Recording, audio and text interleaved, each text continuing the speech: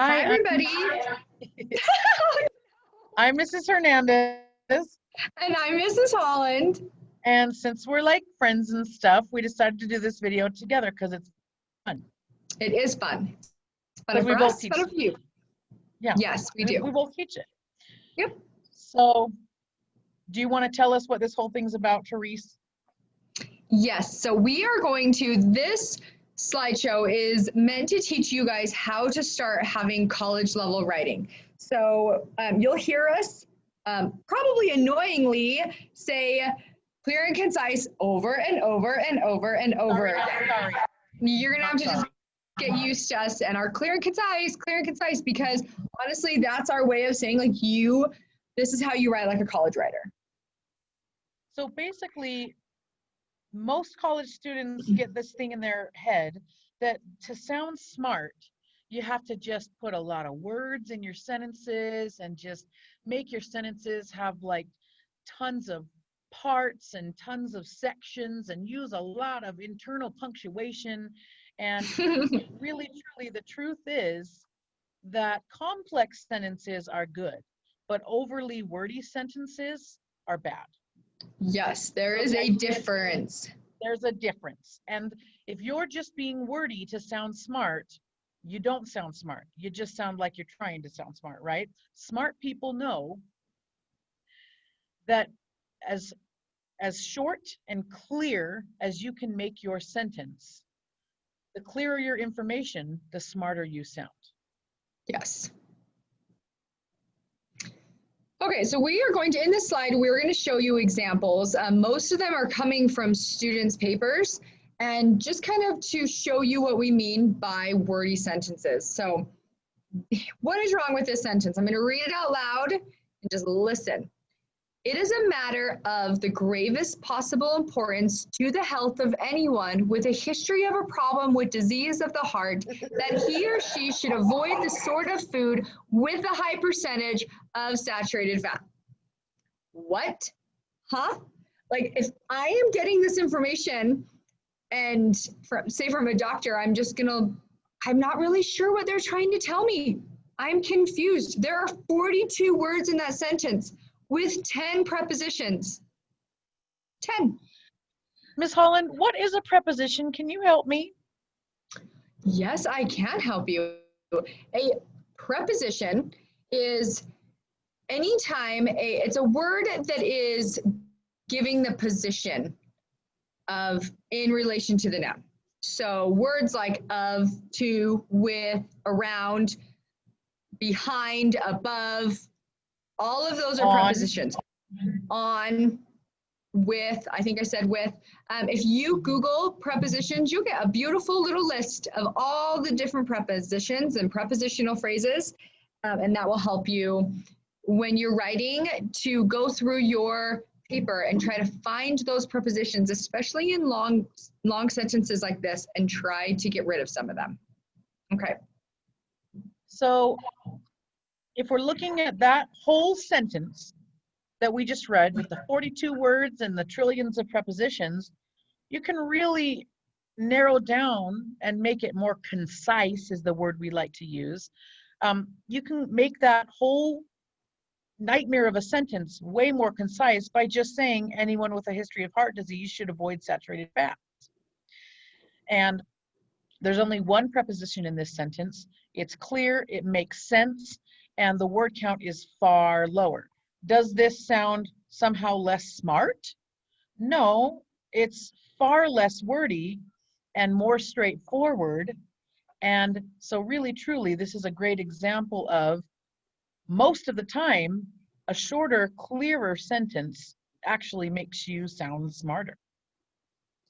Yes. Okay. What is a preposition? We just talked about that. So it's the word that sits before a noun or pronoun, and it shows its relationship to another word. So it's position. So here's an example. The squirrel, it's our noun, right? Ran around the tree, which is our noun. A preposition is the location of the squirrel in the tree. You could use words around, through, towards, past, above, any of those.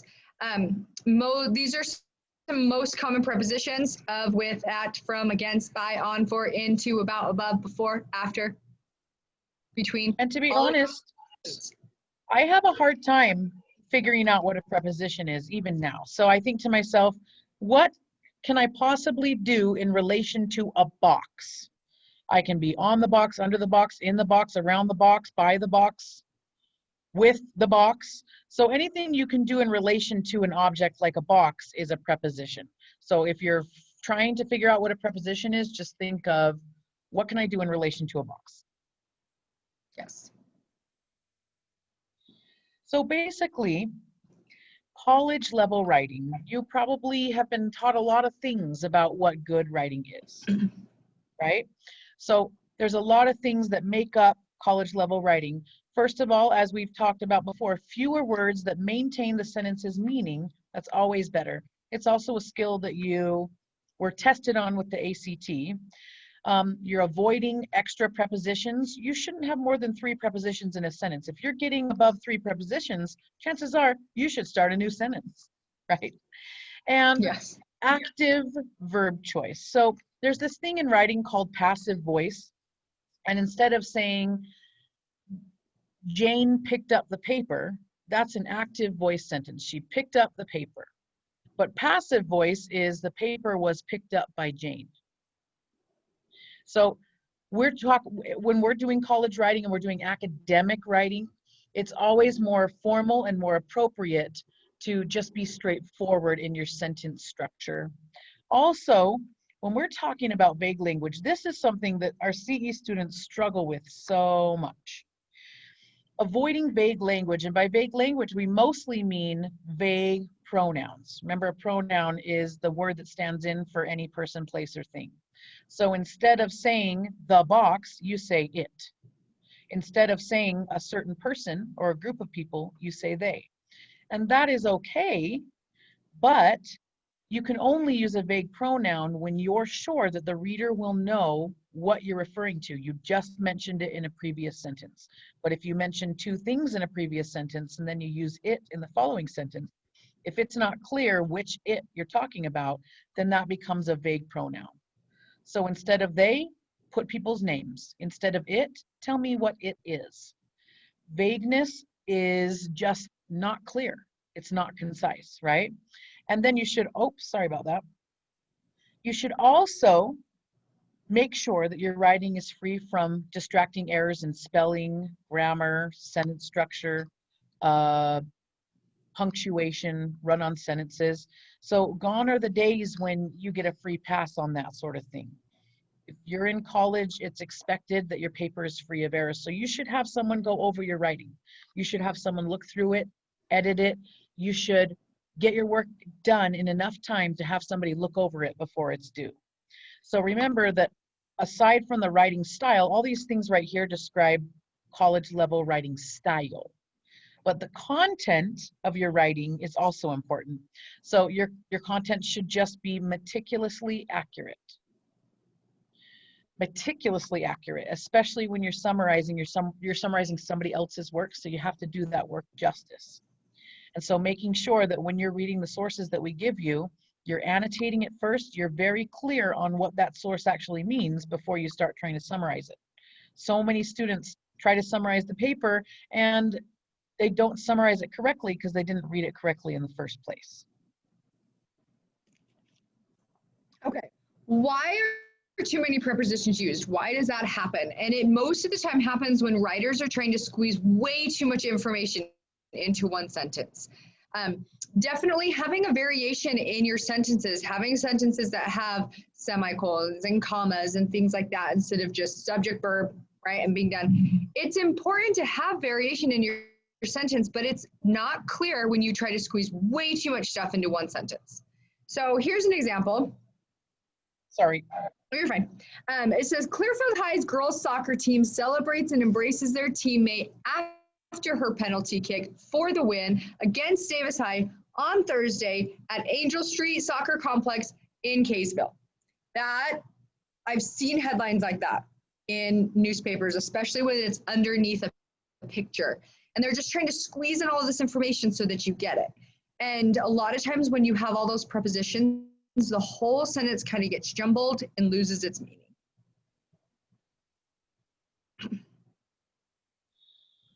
All right, so this is a sentence that a student actually wrote. No offense to that student, we're all learning. We're not trying to make fun of you for your sentence writing, but it is important that you can identify the problems with your own writing. You might have been considered a good writer in English all the way up to this class, and you're still a good writer. But now that you're a college level writer, there are extra things that you need to take into account. But so for instance, this sentence, you know, this person probably thought they sounded super smart and they were trying to fit a lot of information in. But I need you to find all the prepositions in this sentence. Let's see if you can get it right. So take a second now and count the prepositions. Remember, anything you can do in relation to a box. And also some prepositions are phrases, not just one word, but they're a group of words. So take a second if you want to pause this video and make sure you're aware of what prepositions are and make sure you can identify them. Because if you can't identify them in this sentence, then you won't be able to identify it in your own sentence. So pause the video here and see if you can count the prepositions. All right, did you get it right? Did you find all 8 of these prepositions? This sentence Remember, was one. of doesn't sound like a preposition, but it is because it's coming from the box, basically. Prepositions can be hard, but you guys have the internet at your fingertips. If you're not quite sure, just give it a quick Google search. You'll find it will have a whole list of prepositions for you, and it will help you a lot, I promise. All right, so if you take that same sentence that we just looked at and you kind of list the prepositions, look at how many rows of separate components of information they tried to cram into this sentence. So try to write this sentence in fewer than 20 words. Keep the full meaning of the sentence, but write it in fewer than 20 words. If you can take this sentence and fix it, you can do college level writing. So again, pause the video right here.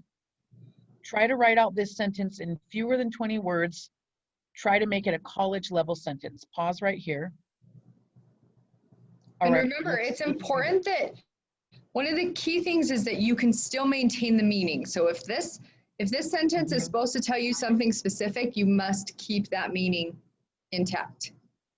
And if you're a good writer, you don't have to sacrifice meaning in order to be concise. That's what the clear part of concise is.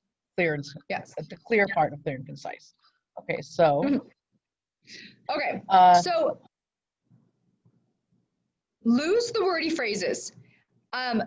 Think about this. Think of how these sound smart. As a matter of fact, and due to the fact that, in light of the fact that, right? Like when people speak like that, they're trying to like exude this just real higher level of thinking.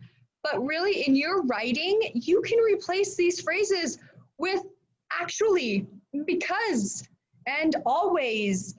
And that helps people with meaning. When your words get too when your phrases get too wordy, then people lose meaning. And the point of writing is for people to read and understand what you're trying to say. So try to lose these wordy phrases. Don't think of them as like, but when I say that, my paper sounds so smart. I mean, sure, but you're also, you can also potentially lose meaning when you start sentences off like this. Right, but also, I mean, it's important to know the difference between a short sentence just to be short and a clear and concise sentence. So short is not best, but clear and concise is. And if you want to be someone who writes in a wordy way, go right ahead. It's just not right for this purpose, this academic formal writing that we're teaching you in this class. You can make different writing choices for different styles of writing, but for this style of writing, this academic informative style, clear and concise is always the winner. So basically, we talked about active voice. Instead of the paper was picked up by Jane, you just state that Jane picked up the paper. Subject, verb, and then object. I don't think we need to go too much into this. Just remember, state the subject first. But that doesn't mean that if you have one passive voice sentence just to kind of spice up your paper and put a little variety in there, it doesn't mean it's wrong. It's just the majority of your sentences should be in active voice, which means subject first, then verb, then object. Yeah, there's nothing grammatically wrong with a passive voice sentence. It's just best practice to use active voice. So passive voice is like a to be. Am, is, are, was, were, those are all passive voice. Past participle verbs, verbs that typically end in ed, like argued and claimed. Like I said, there's nothing grammatically wrong with those words. It's just that those words can feel less direct and forceful and concise. And sometimes it causes confusion. Right. So instead of saying that the author claimed this, you can just put it in the present tense and say that the author claims. It's just more powerful and more direct. Yeah, and the article that you're reading is still, it's in present, Relevant. right? Like the author's still claiming this thing. It's not that the author claimed it and argued it and now they're done, right? The fact that you're reading it means that it's still actively happening. So try to stay in active voice, but also if for some reason you do use passive voice, just know that you really shouldn't be switching tenses throughout your paper. So yes. Pick one, stay active, and just think of that as the proper way to do it. All right, so take a look at these two sentences. Which sentence is more clear and is more direct and more assertive? So women were not treated as equals during the Constitutional Convention, or during the Constitutional Convention, the founders treated women unequally. So which sentence feels more clear? Make a decision and then we'll give you the answer here. Okay, number two. Why? Because number two tells us who's treating the women unequally. Well, number one is vague and feels incomplete. It just helps us to know who's doing the thing, right? It's just a way to just create more of a forceful, clear way of writing something out.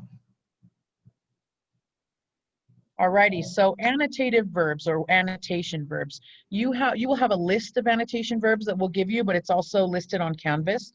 Annotation verbs take your writing up a notch, and they are to replace the word says. You're always going to be saying what your author says. You're going to say, so-and-so says this, so-and-so said this, right? We need you to take any time that you say says and replace it with an annotative verb. So don't tell us that they said something, tell us how they said it. So instead of saying says, you can say that the author asserts, or they argue, or they suggest, or they claim.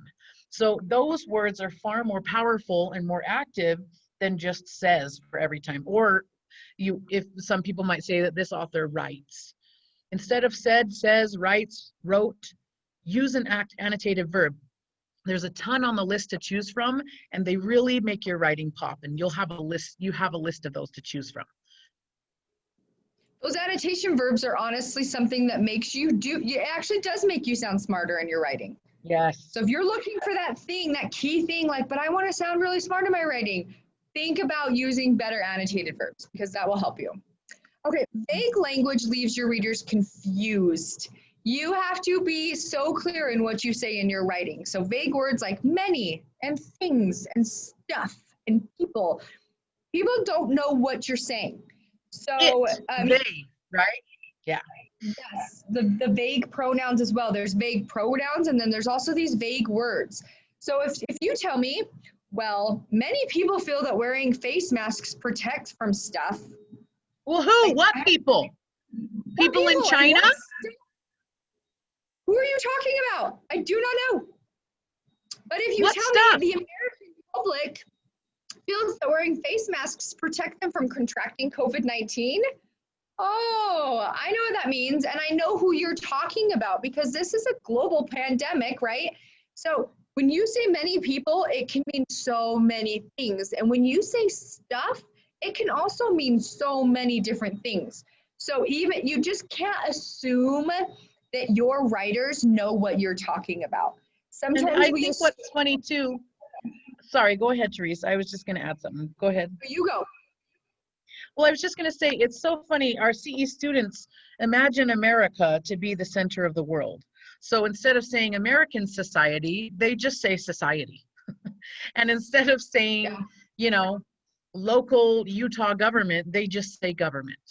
And so you have to remember that somebody who doesn't live in America might be reading your writing. So you need to be specific even about where you are, who you're talking about. America's not the center of the world, right? We got to make sure that we're being specific about everything that we talk about, especially in informational writing. Yes, agree. So vague pronouns, she was talking about vague words in general, but vague pronouns, remember, a pronoun is a word that takes the place of a specific person, place, or thing. So if you're using a word that takes the place of a specific person, place, or thing, why not just use the person, place, or thing? And sometimes saying an author's name takes a long time, but remember in CE, we just refer to the author's last name after we've introduced their full name. So he is almost just as easy as saying Smith, right? Or saying the last name of the person that you're referring to. But it is the biggest problem in our CE writing. When you say it in a sentence, are you saying it to refer to pronouns? Are you saying it to refer to avoiding using them? Are you saying it to not being clear? So even in this sentence, the use of it is vague. So make sure you can use you can use it, but you must look before you use the it and be sure that there's only one thing in the previous sentence that it could possibly be referring to. So make sure you, again, when you're introducing an author, you're discussing an author's ideas, you must use their full name the first time you reference them. But after that, you could just use their last name the whole time. And if you're summarizing one author's work, their last name could be in every other sentence, and that's okay. It's still better than saying he or she, right? And please don't ever refer to them by their first name. You don't know them. You know what I'm saying? Okay. What about, I'm sure some of you who just love writing are thinking, but what about like my voice and my style, and like, why can't I just write in a more creative way like this? And if you read this quote up here by F. Scott Fitzgerald, the famous F. Scott Fitzgerald that we love so much, and we all read Gatsby. A literal best. A literal genius. He says things in what we would call not clear and concise, and very, very, very inventive and creative ways. And that's great. This is just not the time and place for that type of writing. I mean, his writing is beautiful. He says, Gatsby turned out all right at the end. It is what preyed on Gatsby, what foul dust floated in the wake of his dreams, that temporarily closed out my interest in the abortive sorrows and short-winded elations of men. I mean, come on. It's beautiful. Beautiful. And how many of you were like, wait, what? Right? And back when we read Gatsby, how many times did we have to go back and reread to figure it out? Because if Fitzgerald was just going to be clear, he would say something like, Gatsby developed nicely. Witnessing his behavior nearly ruined my belief in mankind, though. And if you read that, you'd be like, oh, I get it.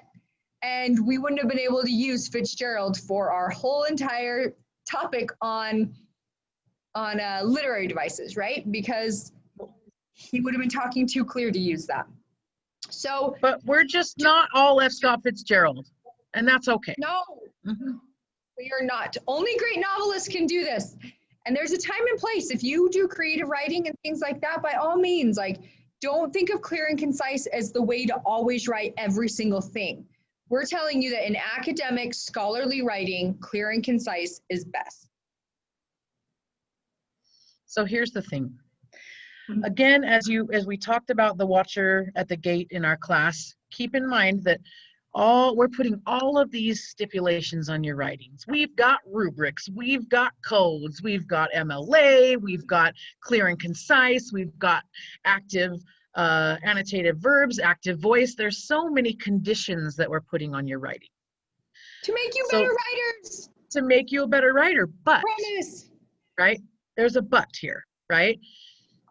We want you to become better writers, but you can't improve writing that doesn't exist. So first, put your thoughts on paper, summarize that thing, but then good college level writers don't just revise one time. They revise 5 times. They revise themselves, and then they ask a trusted friend or teacher to revise. Revise, revise, revise, until you can say, I know that every sentence here is clear, concise, and accurate. I've chosen every word carefully. I've taken out any vague pronouns. I've taken out any vague language, passive voice. I've looked at my sentences, and there's no more than 3 pronouns per, not pronouns, prepositions per sentence. And good writers, they choose every word. That's why these first 6 assignments we're giving you are just 1 page. Because all this stuff we're asking you to do is hard. We're not saying it's easy, but with 1 page of writing, it's a little bit easier to go through it and practice these college level writing skills. And I'm sure asking someone to read your 1-page paper, I mean, you're asking them to read 10 pages, you know, it'll take them just a few minutes and it will help you out a lot. So here's some revision tips. First, you have like something you didn't do. Don't procrastinate, because if your papers aren't done for peer reviews, you're not getting some solid feedback from your peers. If your papers aren't turned in on time, then there's a very high possibility that we're not going to give you the feedback that you need, because we're already on the next summary. So just turn your work in on time. That way you can start to do better. Remember, your first word, sentence, or paragraph is not going to be your best writing. Remember, we talked about your watcher. Just turn that watcher off. Start writing what you know. You know more about this, each one of your sources that you've read and annotated and analyzed for meaning and put into your graphic organizer. You know more than you think. Just start writing about it. And then after you get somebody to look at your paper, then you go back and you edit it. And you revise and revise before you turn it in. You'll do great. And also keep in mind too that we're not asking you to guess at what we need from you. We're not asking you to just pull it out of thin air or hope that you're getting it right. We will give you a checklist, a rubric. We will guide you every step of the way. So we're not trying to trip you up. We'll let you know what we need from you. And if you follow the checklist and the rubric that we give you, that should give you something to a jumping off point. But that still doesn't mean that you don't need to revise. So when we're correcting your paper, teachers, or when you're doing peer review, we'll use these codes to let you know that what issue we see in your writing, not to be mean, but just to help you improve. So for instance, if we write a V, that means you're using a vague pronoun or a vague word, making you're lacking specificity.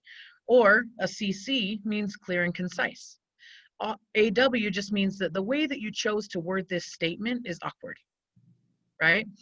IF just means, you know, you made some informal choices in this, you made some informal word choices, whether it's a contraction or whether it's an informal word like stuff or gonna. And then also here, the AV here means you could use a more interesting advanced word here. And B question mark just means, is this the best way that you could communicate this information? Is there a way that you can make it clearer? So those correction codes should be helpful to you and not seen as a way for us to nitpick you, right? And like you guys should already have received your summary and connection rubric, right? And you need to memorize this rubric. And I know that sounds silly, and I know we talked to you guys about that in a summary and connection explanation. But really, you guys, if you can understand the grading criteria and you really know what your teachers are looking for in your paper, you will get to a higher level of writing faster. So if you fail faster too. Yes. Yes, if you take the time and you look at intro and body and you go to that first paragraph and you double check that all those things are there, and you ask yourself, did I effectively and thoroughly address all of these things in a sophisticated manner? And if those answers are yes, then you move on to the next section, and then the next section, and the next section, and then you turn your paper in. So just realize that, like, we're never going to try to trick you. Like, we don't want you to get bad grades. We want you guys to feel successful and to do well and to learn and to grow as writers. But In order to do that, these are the things you need to be able to do. And these are the things we'll grade you on. So just become familiar with them. And you're writing. And what this little PowerPoint is talking about, we're talking about college level writing, which is also can also be described as writing style and structure. So the things we discussed today are right here in this rubric area. So not only do you need to pay attention to the summary guidelines regarding length, and we've already talked about removing bias, but here is where you're going to be graded on your ability to write clear and concise sentences, your ability to use annotative verbs, no vague pronouns.